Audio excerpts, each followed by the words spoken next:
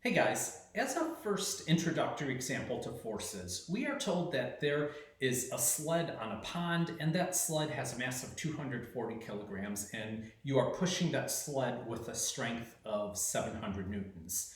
So before I go on and actually solve this problem, there's something I want to point out of how we're going to think about this problem. Back in chapter 2, we talked about 1D motion and we talked about the concept of position and velocity and acceleration.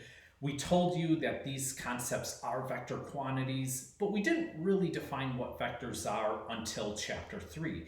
We said the direction of a vector is important, and we gave the example that, let's say you are looking at 1D motion, you set up your number line, which is like saying you set up your coordinate system. Here is the positive x direction pointing to the right, the negative x direction is pointing to the left. And back when we were in chapter 2, we said if we go through a calculation and we find the velocity of a particle is greater than 0, that implies that the particle is moving to the right. And if we go through a different calculation and we find the velocity of a particle is a negative number, that implies the particle is moving to the left. So the direction of velocity does matter. 5 meters per second to the north is not the same as 5 meters per second to the south.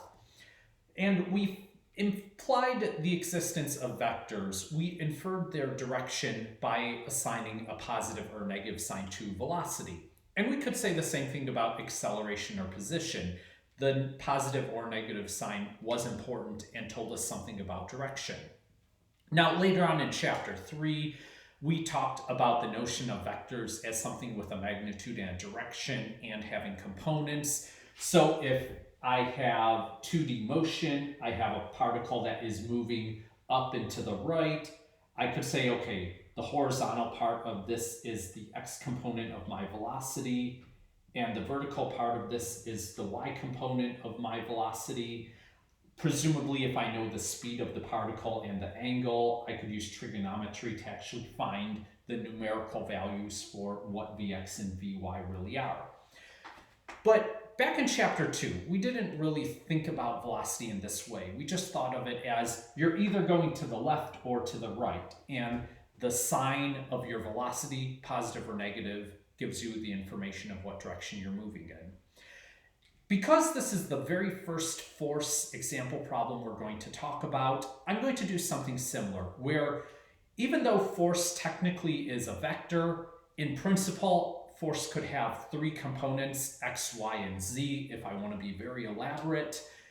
For this first example problem, we're only going to consider forces in one direction. So your force is only going to be in the x direction, either positive x or negative x. And we're going to be careful with how we apply positive and negative signs, and that will tell us some information about if an object is accelerating one way or the other, if the object is being pushed to the left or to the right. So in this problem, we are told that there is a sled that is being pushed across an icy pond with a force of 700 newtons. 700 newtons is the strength of your push, and the sled has a mass of 240 kilograms. So I could go to Newton's second law, F net equals ma.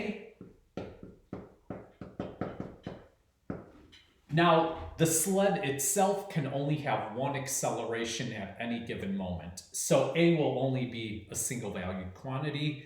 F net is the sum of all the forces at play, all the forces acting on the sled.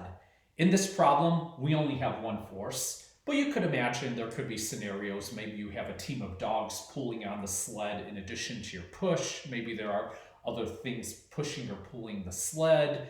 Then F net could become a more elaborate quantity. But F net here is only composed of one force, so I could say 700 newtons is equal to the mass of the sled, 240 kilograms, times the acceleration of the sled. I put this in a calculator and I get the acceleration of the sled is 2.9 meters per second squared. Now, we did choose, as I said before, that the right will be the positive x direction. So I could draw here as the positive x direction. And we said the force is pushing to the right. That's why the force is a positive 700 as opposed to negative 700.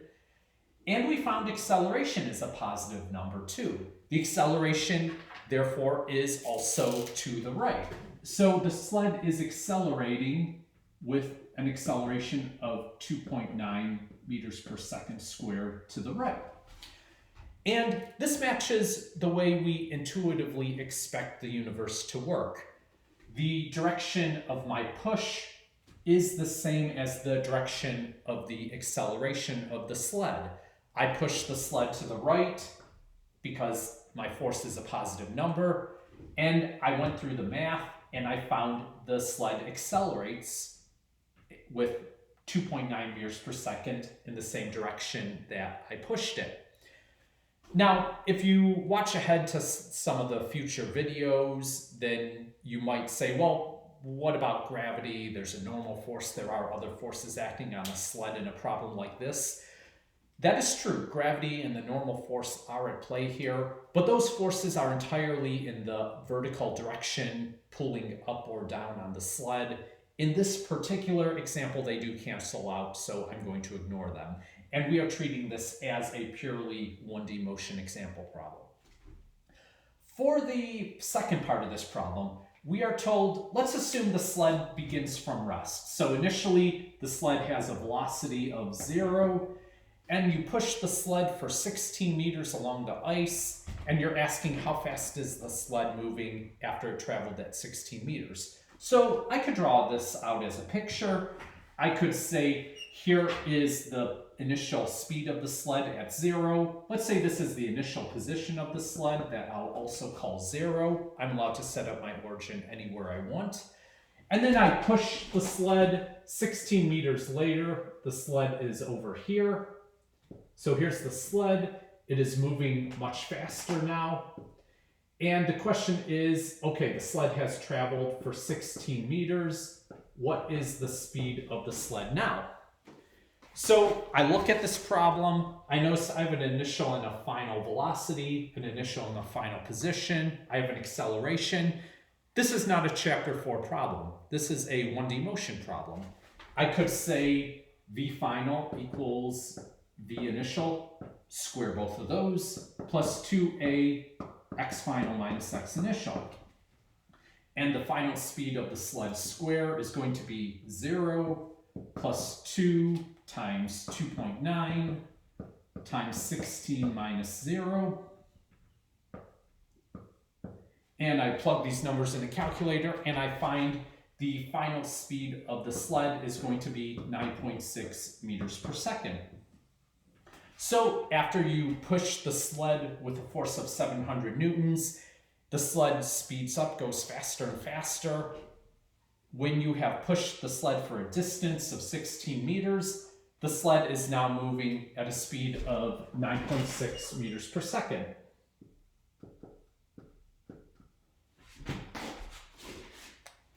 For part C of this problem, we are told after we get to here, the sled is moving pretty fast, we stop pushing on the sled. What will the speed of the sled be 5 seconds later? So we don't need to do any calculation to solve this problem. Let's just think about this. We said F net equals ma. So F net equals ma. Now, if I am no longer pushing on the sled, I have essentially removed my force. So F net, we remove that. Now there is no force on the sled, so the net force is going to be 0.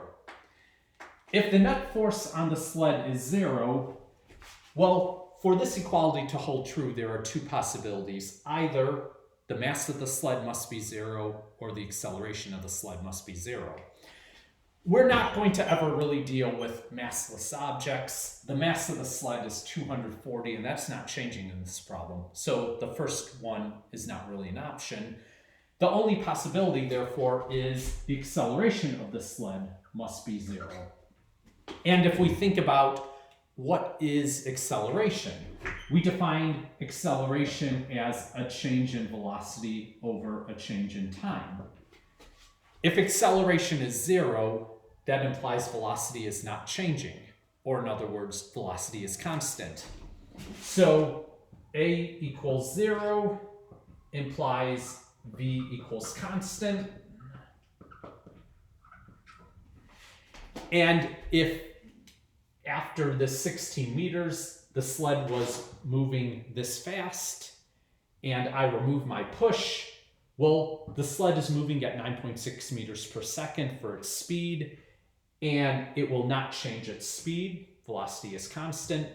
So that means 5 seconds later, 10 seconds later, however long, as long as there are no forces on the sled, V will still be 9.6 meters per second.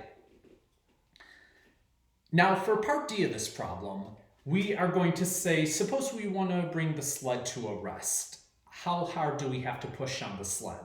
So let's draw a picture of what that might look like. So at this moment, the sled is moving at a speed of 9.6 meters per second, and we want to bring it to a rest, bring it to a full stop 5 seconds from now. So to draw this picture, right now, the sled has a speed of 9.6 meters per second. And we are going to need to push on the sled, and 5 seconds later, we want the sled to come to a rest. So here's the sled at rest. So over here, V is equal to 0. Now, intuitively, let's think about, well, if this is the scenario, if I want to bring the sled to a rest, if I push to the right, the sled is going to go faster and faster. If I push to the left, the sled is going to slow down and eventually come to a stop. And that is also from everyday experience. I know if something's moving towards me, I have to push back on it to try bring it to a rest. So I know that the force of my push trying to bring the sled to a rest has to be in this direction. So this is me trying to bring the sled to a rest. Now we are told this is 5 seconds later.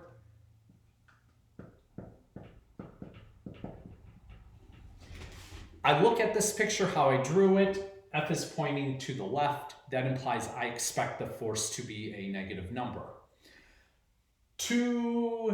Well, how do I find the force I have to apply? If the only force acting on the sled is the force from me now trying to bring it to a stop, I could say, okay, F net equals MA. Now I'm pushing to the left. There are no other forces that are important for this problem. So F net is going to be this force. I expect it to be a negative number. I'm not going to assume anything yet. Before I find this F net, I need to find the acceleration of the sled. So I look at what is given, and I realize, again, we could go back to 1D motion. To find the acceleration of the sled, I could say V final equals V initial plus AT. And so V final is 0. V initial is 9.6. The acceleration is what we are looking for the moment. And we're told this occurs 5 seconds after that. So my T is 5 seconds. I put this in a calculator and I get, in this case, to bring the sled to a rest in 5 seconds, the sled must accelerate negative 1.92 meters per second square. And now I have an acceleration, I have the mass of the sled, I can find how hard I need to push the sled. So the strength of the force that I need to apply to the sled would be 240 times negative 1.92.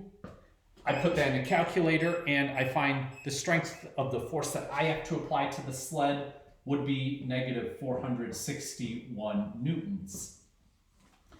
And again, negative because I am pushing in the negative x direction. I am pushing to the left.